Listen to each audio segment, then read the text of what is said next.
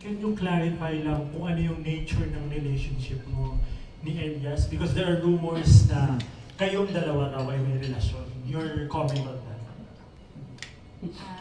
Yun naman po, actually bilang manager po, syempre si Elias naman bilang magkatrabaho, tinanggap ko talaga siya bilang kapatid na. Yung turing ko sa kanya, kasi once na kayo ay magkatrabaho, kailangan talaga meron kayong communication at lalong-lalo na magkasundo kayo.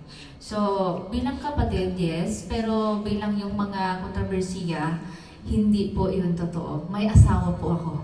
Yeah. Yung lahat ng mga nag-trending ngayon, hindi po mag-aagaw si Miss Beverly. So, yun na po yun.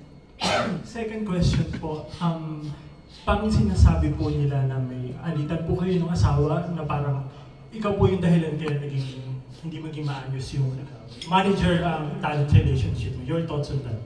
Yun naman po, last time talaga, May pa lang, kasi nalaman ko na nag-start na pala nagsiselos. May message ko yung partner ni Elias, sabi ko sa kanya na kung baka meron kang time, then we can sit down together. Kung ano man yung pag-usapan natin, upuan natin. So yun, nakita kami sa Cebu. Sinabihan ko siya na trabaho lang talaga. May asawa po ako. Pinaliwanag ko po sa kanya. Pero hindi ko inasahan na mas lumala pala. So yun, ang nangyayari. Kahit paano, kahit picture lang, selos pa rin ng selos. So hindi ko talaga makontrol yun. Lalo na sa time, sa schedule namin. Siguro nag-viral ito. Sabi ko naman na huwag pakialaman yung management. Kasi ang nakafocus talaga ako doon sa banda.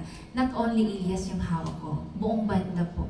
So, as a first time, hindi talaga mabilis i-manage. Yun po. And nasa po, kailan mo po siyang huling nakausap? And ano po yung naging conversation niyo?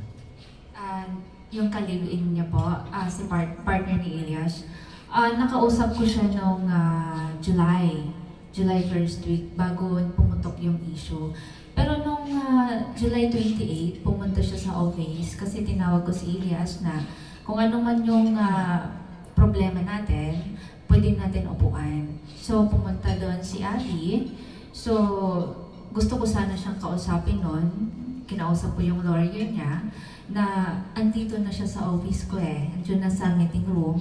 Sabi ko, pwede ba papasukin siya dito sa office room ko? Pwede ko siyang kausapin, pero ayaw ko may pag-usap.